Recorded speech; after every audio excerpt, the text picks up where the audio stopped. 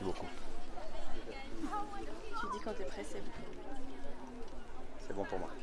Est-ce que vous pouvez nous expliquer cette petite faute en milieu de triple? Eh ben, j'ai d'habitude plutôt une faute parce qu'il est trop gaillard dans les combinaisons. C'est un grand cheval qui a d'habitude du mal à se caler.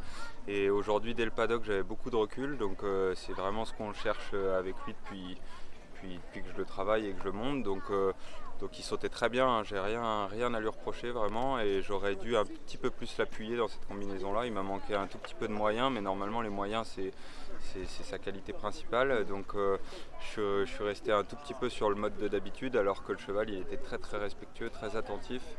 Il avait vraiment envie d'aller au bout de ce parcours et du coup il m'a manqué de l'appuyer un petit peu plus pour aller chercher cette auxerre. Lui il regardait déjà la sortie de triple, il a un tout petit peu freiné son saut et voilà, normalement je crains plus la sortie que le milieu.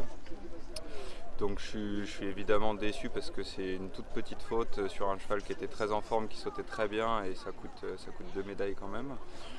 Maintenant, si on relativise 2 secondes, c'est le premier championnat du cheval, il a montré qu'il avait sa place sur le podium et c'est normal qu'on ait encore des réglages.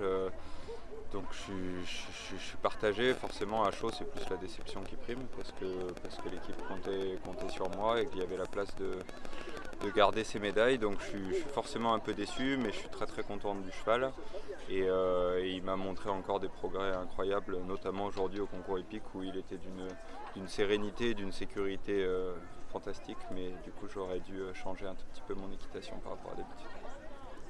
On a eu le sentiment ce matin, après avoir vu beaucoup de parcours sans faute, que finalement ce parcours n'allait pas être si sélectif que ça. Et c'est un peu comme toujours en championnat, c'est les nerfs et la guerre des nerfs. Ouais, après ça restait pas très difficile. D'ailleurs, il n'y a pas eu beaucoup de fautes, hein. Il y a eu des petits 4 points. Après, effectivement, il y a des très bons cavaliers qui sont un peu passés à côté de leur épreuve hier. Donc ça a fait beaucoup de sans faute tout le long de l'épreuve. Mais on sait toujours qu'arrivé dans les derniers, il y a toujours une pression différente.